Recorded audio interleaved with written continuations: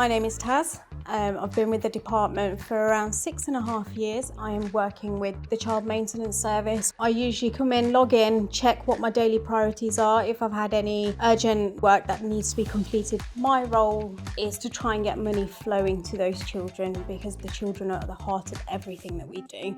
So whether that be supporting the receiving parents to try and get the money in, or contacting the paying parents via inbound calls or outbound calls, to make sure that they gain compliance in paying for their children because the money is for their future. It takes two people to raise children: food, clothing, housing, keeping them warm, education, and it shouldn't be the responsibility of just that one person.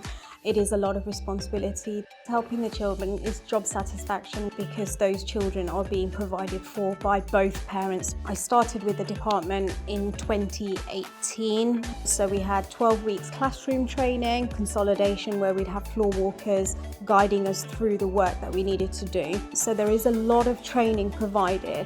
And even after the 12 or 13 weeks training is up, you're never left on your own. There is always somebody there to support you.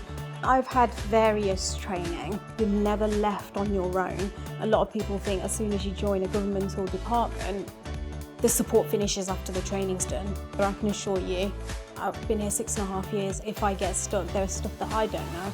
I can still put my hand up and say I need support. The flexibility is brilliant, the annual leave is fantastic, and the support is next to nothing. The skills for this role is good communication. You need to be able to have those conversations, whether it's with the customers, whether it's with your team leaders. You need to be able to be proactive, actively listening to your customers and your peers around you, including your team leaders, your colleagues. Proudest moment, I have to say, helping support people, which is what I enjoy doing the most.